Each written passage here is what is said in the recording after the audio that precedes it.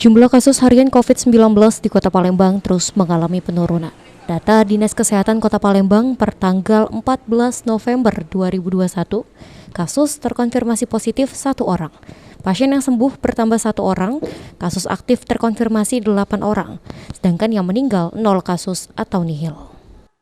Baik pemirsa Mal TV dimanapun Anda berada, kita akan mengetahui bagaimana update perkembangan kasus harian COVID-19 yang ada di Kota Palembang.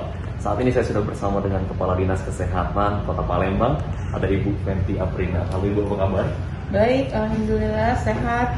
Bu, boleh disampaikan mengenai update terkini untuk kasus COVID-19 yang ada di Kota Palembang, Bu?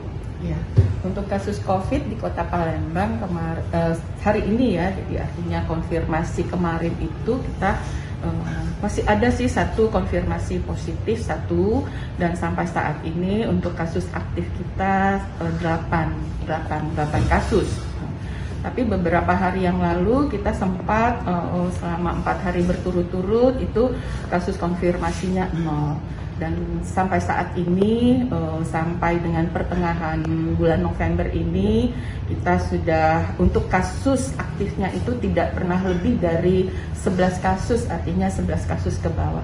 Kita berdoa bersama supaya kasus kita itu untuk yang konfirmasinya 0 dan kasus yang aktif itu harapannya turun terus, biar jadi 0 dan kita bisa masuk ke zona hijau. Saat ini kita masih berada di zona kuning, karena memang masih ada kasus yang aktifnya. Bu, boleh disampaikan mungkin faktor utama penyebab turunnya COVID-19 yang ada di Kota Palembang, Bu? Ya, untuk faktor utama tentunya karena keinginan masyarakat ya, artinya mereka kepatuhan terhadap protokol kesehatan itu sudah terlihat di mana-mana. Sudah untuk yang tidak menggunakan masker itu sudah jarang kita temui. Sekarang semua mereka sudah lebih care dengan kesehatannya dan menggunakan masker, kemudian juga cuci tangan pakai sabun, tapi juga harapannya juga ini physical distancing dan social distancing itu tetap dilakukan. Kalau kita lihat sih malam-malamnya tetap rame, ini ya itu harapannya lah. Mudah-mudahan kepekaan warga atau peran sertanya masyarakat untuk tetap melakukan protokol kesehatan ini tetap meningkat.